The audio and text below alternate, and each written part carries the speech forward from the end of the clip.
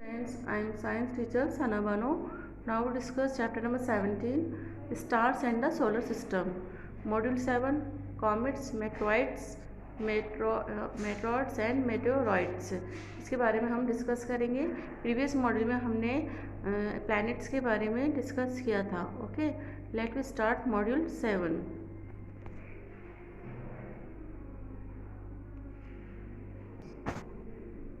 हमने पिछले मॉड्यूल के अंदर सोलर सिस्टम्स के रिमेनिंग प्लैनेट्स और एस्ट्रियोड्स के बारे में डिटेल में पढ़ा था. चलिए हम कुछ और मेंबर सोलर सिस्टम के बारे में डिटेल में पढ़ते हैं इस मॉड्यूल के अंदर. स्टार्ट करते हैं कॉमेट से. कॉमेट भी जो है एक हेवनली बॉडी है जो आइस और डस्ट की बनी होती है और सन के चारों ओर ये रिवॉल्व करती है इलिप्टिकल ऑर्बिट के अंदर. Comet is a small heavenly body of ice and dust that revolves around the sun in an elliptical orbit. Comet आपको जब अपीयर होता है तो आप देखेंगे कि उसका एक बहुत ही चमकीला ब्राइट हेड होता है और साथ में बहुत बड़ी पूंछ होती है. A comet appears generally as a bright head with a long tail. जब comet सन की तरफ अप्रोच हो रहा है तो वो बहुत ज़्यादा गर्म हो जाता है, जिसकी वजह से ये अपने पीछे बहुत सारा गैसेस और डस्ट पार्टिकल छोड़ती है. तो आपको ये पूंछ का आकार नजर आएगा. ये क्या नजर आता है? पूंछ नजर आती है कॉमेट की. यानी कि जब कॉमेट सन की तरफ अप्रोच हो रहा है तो इतना गर्म हो जाता है और गर्म होके बहुत सारी गैसेस और डस्ट पार्टिकल्स को ये छोड़ता है अपने पीछे, जिसकी वजह से आपको ये टेल नजर आती है. और ये टेल हमेशा आपको सन से दूर नजर आएगी. जितना कॉमेट सन की तरफ जाता है टेल की लंबाई बढ़ती जाती है. तो क्या समझे आप कॉमेट के बारे में? As the comet approaches the sun it gets heated and leaves behind a stream of hot glowing gases and dust particle. गर्म होके वो दो चीजें छोड़ती है. वो क्या छोड़ती है? हॉट ग्लोइंग गैसेस और डस्ट पार्टिकल. वो क्या अपीयर होती है? ये अपीयर होता है, it appears as a tail of a comet. Tail of a comet is always pointed away from the sun. और आपको अभी बताया मैंने, the length of the tail grows in size as it approaches the sun. कई comets sky में appear होते हैं periodically. Periodically का मतलब फिक्स टाइम पे ही ये आपको नजर आएंगे स्काई में. एक कॉमेट है जिसका नाम है हेलिस कॉमेट. ये आपको हर 76 ईयर्स के बाद आपको नजर आएगा स्काई के अंदर. क्या समझे? Halley's comet appears after nearly every 76 years. इस कॉमेट का नाम कैसा पड़ा? इस कॉमेट का नाम एडमंड हेली के पीछे पड़ा, जिसने इसकी ऑर्बिट को कैलकुलेट किया था. It is named after Edmond Halley who calculate its orbit. Last time Halley's comet को हमने 1986 में देखा था. तो ये हमारे को दोबारा कब नजर आएगा बताइए? 76 years आफ्टर 1986 कितना हो जाएगा? बिल्कुल सही, 2061 या 2062. Halley's comet will be visible again in 2061 या 2062. तो ये बड़ा इंटरेस्टिंग कॉमेट है. इसका नाम क्या था? हेलिस कॉमेट. चलिए दूसरी हेवनली बॉडी पढ़ते हैं जो सोलर सिस्टम का मेंबर है. अब हम पढ़ रहे हैं मीटेरॉइड्स, मीटियोर्स और मीटेराइट्स के बारे में. पहले मीटेरॉइड्स के बारे में पढ़ते हैं. मीटेरॉइड्स जो होते हैं वो हेवनली बॉडीज है, छोटे होते हैं, रॉकी होते हैं, इरेगुलर शेप होते हैं, जो कि सन के चारों ओर रोटेट करती है, रिवॉल्व करती है. जब सोलर सिस्टम बन रहा था तो साइंटिस्ट बिलीव करते हैं कि उस समय ये टुकड़े बने थे, पर ये जुड़ नहीं पाए किसी के साथ. इसको क्या बोलते हैं? मीटेरॉइड्स. तो सन के चारों ओर जो हेवनली पार्टिकल्स है, हेवनली बॉडीज है, जो कि रिवॉल्व कर रहे हैं उसके चारों तरफ, ऐसे टुकड़े को क्या बोलते हैं? Meteoroids. So what are meteoroids? Meteoroids are small, rocky, irregular heavenly bodies which revolve around the sun. Scientists believe that meteoroids are formed during the formation of the solar system. समझ आए मीटेरॉइड्स क्या है? चलिए अब meteors के बारे में पढ़ते हैं. हमने अभी मीटेरॉइड्स पढ़े हैं, जब ये मीटरोइड्स किसी भी प्लैनेट जैसे अर्थ है के पास आते हैं तो अर्थ की ग्रेविटेशन उसको पुल करती है। तो मीटरोइड्स जो होते हैं वो हमारे अर्थ के एटमॉस्फेयर में एंटर कर देती है। हमारे एटमॉस्फेयर में क्या होता है? एयर होती है। तो ये मीटरोइड्स और एयर के बीच में जब मोशन होता है मीटरोइड्स का तो क्या क्रिएट करती है? फ्रिक्शन क्रिएट करता है। और इस फ्रिक्शन इतना ज्यादा क्रिएट हो जाता है कि मीटरोइड्स गर्म होने लगते हैं और इतने गर्म हो जाते हैं कि वो जलना शुरू कर देते हैं और मीटरोइड्स के जलने से लाइट एमिट होती है। तो ये बर्निंग मीटरोइड्स जब अर्थ में एंटर करती है तो क्या देखते हो आप स्काई के अंदर? Bright streaks of light. कभी देखी होगी आपने? ये जो है एक्चुअली क्या है? मीटियोर्स है। क्या है? मीटियोर्स। तो क्या समझे आप मीटियोर्स के बारे में?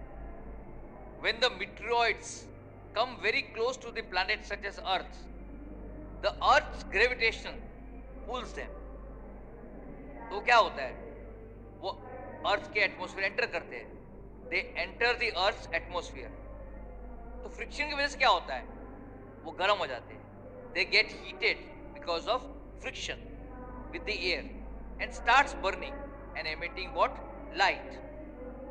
As this burning meteoroids fall towards the earth's surface, you can see them as what? You can see them as bright streaks of light in the sky. तो कई बार आपने आकाश में ब्राइट स्ट्रिक्स ऑफ लाइट देखी होगी। ये basically क्या है? ये जलते हुए मीटियोर्स है। मीटियोर्स को हम शूटिंग स्टार्स भी कहते हैं, जो कि रियली स्टार्स नहीं होते। मीटियोर्स को हम शूटिंग स्टार्स क्यों कहते हैं? इसलिए कहते हैं कि जब रात को स्काई के अंदर आपको ये स्ट्रीक ऑफ ब्राइट लाइट नजर आती है क्रॉस करती हुई स्काई को, इसलिए हम इसको शूटिंग स्टार कहते हैं। Meteors are also called shooting stars, though they are not really stars. Why they are called shooting stars? A meteor is called a shooting star because when you see from the earth it looks like a streak of star light shooting across the night sky. और meteors जो होते हैं वो अर्थ के surface के नीचे पहुंचने से पहले ही कंप्लीटली जल जाते हैं। क्या समझे आप यहाँ पर कि मीटियोर्स जो होते हैं वो अर्थ के सरफेस तक पहुंचते ही नहीं है, ये एटमॉस्फेयर में ही पूरी तरह जल जाते हैं। The meteors burn completely before they reach the surface of the earth. चलिए नेक्स्ट टॉपिक करते हैं, next heavenly body, meteorites. Meteorites क्या होते हैं उसको समझते हैं। हमने मीटियोराइट्स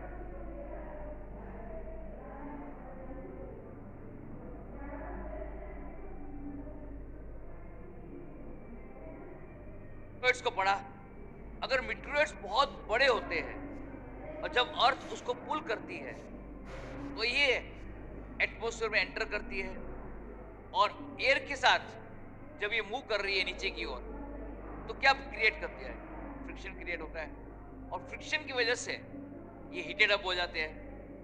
हीट की वजह से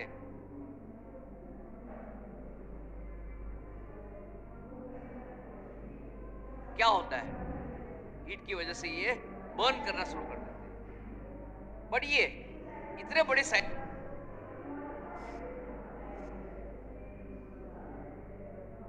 इसके मीटियोराइट्स होते हैं कि कंप्लीटली बर्न नहीं होते, इसलिए कुछ पार्ट्स अर्थ तक पहुंचते हैं, अर्थ के सरफेस तक पहुंचते हैं। ऐसे मीटियोराइट जो कंप्लीटली बर्न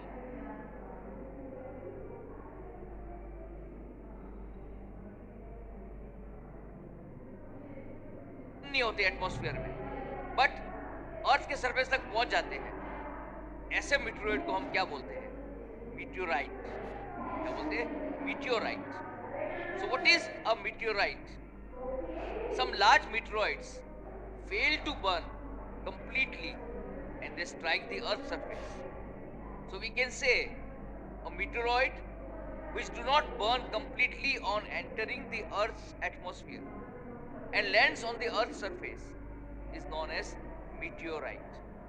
जब meteorite अर्थ के सरफेस पे गिरते हैं तो अर्थ के सरफेस के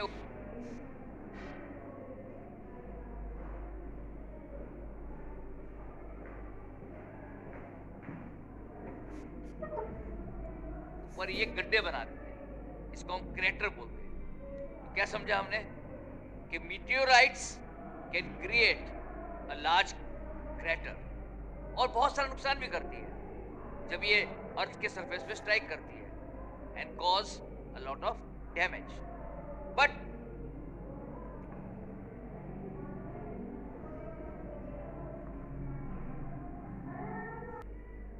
मीटियोराइट्स जो है साइंटिस्ट के लिए बहुत अहम इंफॉर्मेशन लाती है। साइंटिस्ट इन मीटियोराइट्स को स्टडी करते हैं डिटेल में और पता करते हैं कि आउटर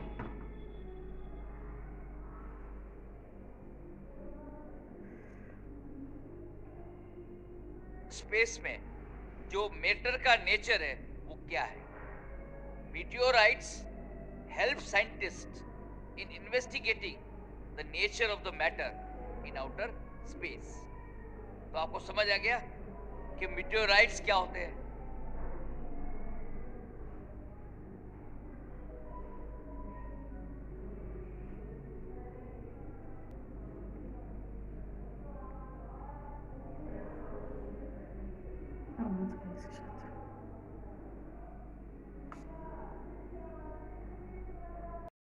के बारे में डिटेल में पढ़ा था। चलिए आज एक नया टॉपिक स्टार्ट करते हैं, the units of measuring distance in the universe. हम यूनिवर्स में डिस्टेंस को कैसे मेजर करते हैं। अगर हमें मालूम करना है कि मर्क्यूरी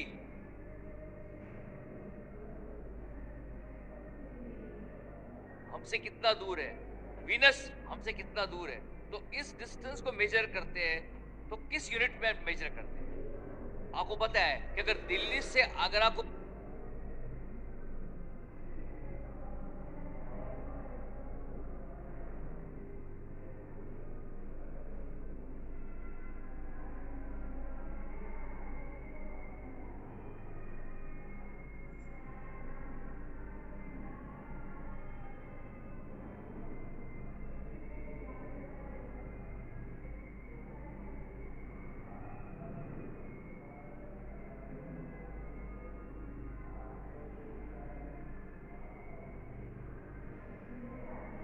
मेजर करना हो कि कितना डिस्टेंस है, हम कौन सा यूनिट का इस्तेमाल करते हैं, किलोमीटर।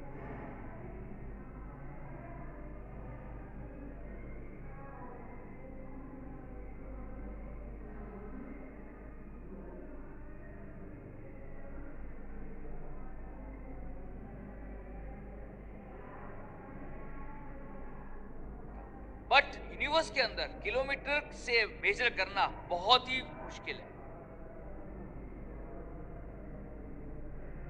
क्योंकि किलोमीटर जो है वो बहुत ही इनकन्वीनियंट और स्मॉल यूनिट है इतने सारे लार्ज डिस्टेंस को मेजर करने के लिए। तो किलोमीटर चलेगा नहीं। तो अगर हम यूनिवर्स के अंदर डिस्टेंस मेजर करना हो तो कौन सी यूनिट मेजर करें। आपको पता है कि जितने हमारी हेवनली बॉडीज है, चाहे वो दूसरे प्लैनेट्स हो चाहे स्टार्स हो, इसको मेजर करने के लिए हमारे पास जो अदर यूनिट है वो है light year. What is light year, उसको हम समझते हैं। बट एक चीज हमें समझनी चाहिए कि किलोमीटर जो है वो हमारे लिए यूजफुल नहीं है अगर हमें डिस्टेंस मेजर कर रहे हो स्टार्स के और अदर प्लैनेट्स के। The distances in the universe are very large. Kilometer is an extremely small and inconvenient unit to express such large distances. तो हम किस यूनिट का इस्तेमाल करते हैं, लाइट ईयर। लाइट ईयर क्या होता है, 1 light year is the distance traveled by the light in 1 year। Light year क्या होता है, एक साल के अंदर जितनी लाइट डिस्टेंस ट्रैवल करेगी वो 1 light year के बराबर है। 1 light year is the distance traveled by the light in 1 year। Speed क्या होता है, डिस्टेंस अपॉन टाइम। तो डिस्टेंस क्या हो जाएगा, स्पीड इनटू टाइम। हमें फाइंड करना है कि 1 light year में कितना डिस्टेंस होता है। आपको मालूम है कि स्पीड ऑफ लाइट कितनी है, 3 lakhs किलोमीटर पर सेकेंड। टाइम कितना है, 1 year। स्पीड जो है वो किलोमीटर पर सेकेंड है। तो 1 year को भी हम सेकेंड में कन्वर्ट करना हो तो आपको पता है कि 1 year में कितने डेज होते हैं, 365 डेज। 1 डे में कितने आवर्स होते हैं, 24 आवर्स। 1 आवर में कितने मिनट्स होते हैं, 60 मिनट्स। और 1 मिनट में कितने सेकंड होते हैं, 60 सेकंड्स। तो अगर हमें 1 लाइट ईयर में किलोमीटर फाइंड करना हो तो हम 3 लाख किलोमीटर पर सेकेंड को 365 डेज से मल्टीप्लाई करके, 24 आवर से मल्टीप्लाई करके, 60 मिनट से मल्टीप्लाई करके, 60 सेकेंड से मल्टीप्लाई करेंगे तो हमारा आंसर कितना आएगा? 9.46 into 10 raised to power 12 kilometers. So what is the distance of 1 light year? Distance of 1 light year is 9.46 into 10 raised to power 12 kilometers. So अगर आपसे पूछे कि what is light year? It is not the unit of time, but it's the unit of distance. Light year is the unit of distance and not of time. तो अब आपको समझ आ गया होगा कि यूनिवर्स के अंदर अगर हमें डिस्टेंस मेजर करने हो तो हम किस यूनिट का इस्तेमाल करते हैं? Light year. चलिए नेक्स्ट हेवनली बॉडी पढ़ते हैं, Alpha Centauri. What is Alpha Centauri? Sun के अलावा जो अर्थ से नियरेस्ट स्टार है वो कौन सा है? Alpha Centauri. The nearest star to the earth apart from the sun is Alpha Centauri. Alpha Centauri की डिस्टेंस अर्थ से कितना है? अल्फा सेंचुरी का डिस्टेंस अर्थ से 4.3 लाइट ईयर्स। अभी हमने बताया था आपको कि यूनिवर्स के अंदर हम डिस्टेंसेस किस में मेजर करते हैं? लाइट ईयर्स में। तो अल्फा सेंचुरी कितना दूर है हमसे? 4.3 light years. Alpha Centauri is 4.3 light years away from the अर्थ।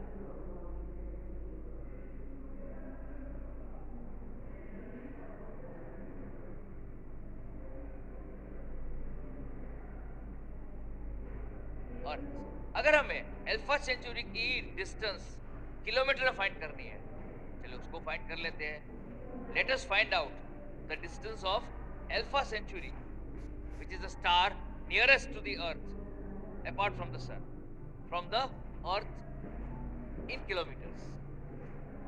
आपको पता है कि 1 लाइट ईयर में कितने किलोमीटर होते हैं? 9.46 into 10 raised to power 12 kilometre. तो 4.3 लाइट ईयर्स में कितने होंगे? तो हम 4.3 को किससे मल्टीप्लाई करेंगे? 9.46 into 10 raised to power 12 kilometre. तो किसके बराबर हो जाएगा ये? 40.67 into 10 raised to power 12 kilometre. तो how much far is Alpha Centauri from the Earth? Alpha Centauri star is 40.67 into 10 raised to power 12 kilometre away from the Earth. Clear हो गया what is Alpha Centauri is और ये कितना दूर है अर्थ से? चलिए नेक्स्ट कंसेप्ट पढ़ते हैं।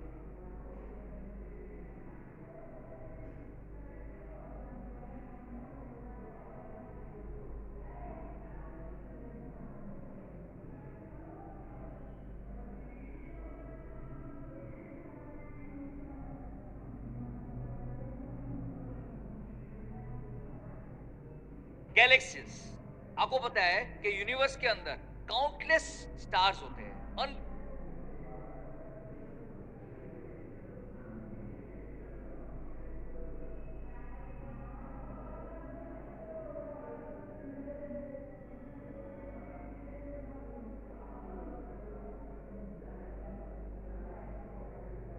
स्टार्स होते हैं बट ये यूनिफॉर्मली डिस्ट्रीब्यूटेड नहीं होते स्पेस के अंदर।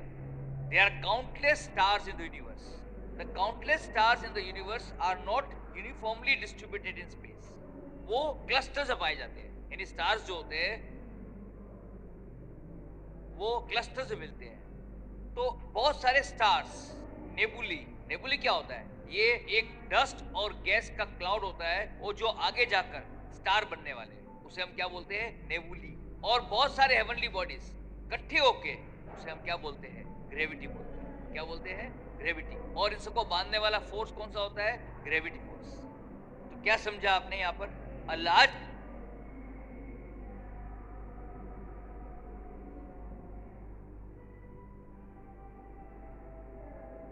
group of large number of stars, nebulae. Nebulae, what is nebulae? A cloud of dust and gas in which a star is born, and other heavenly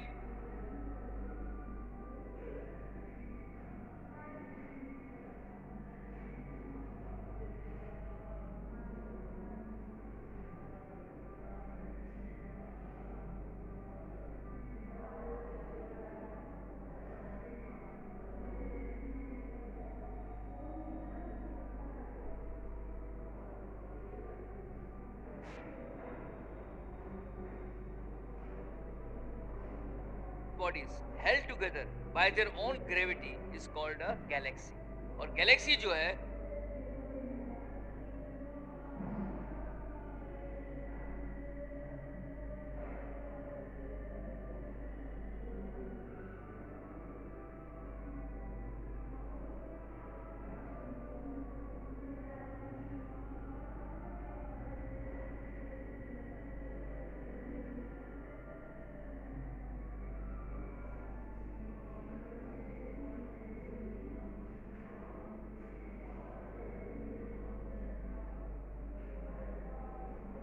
वो universe का building block है। जैसे आपको पता है कि ईंट जो होता है हमारे मकान के लिए बिल्डिंग ब्लॉक होता है।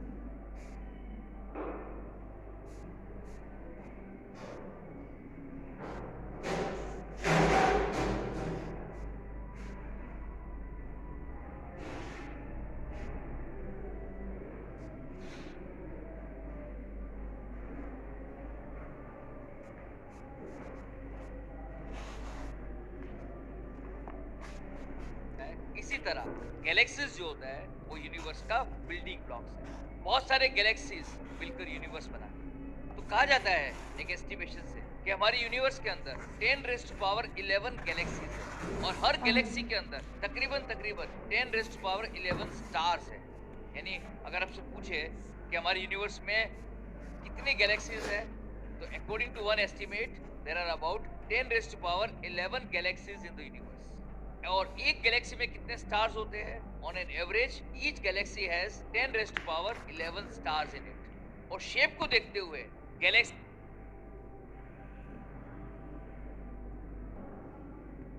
तीन टाइप के स्पाइरल गैलेक्सी, एलिप्टिकल गैलेक्सी और इरेगुलर गैलेक्सी। इनको डिटेल में हम बड़ी क्लासेस में पढ़ेंगे, बट इस समय आपको पता होना चाहिए कि गैलेक्सीज की शेप्स कितने टाइप की होती है। तीन टाइप की शेप्स। कौन सी?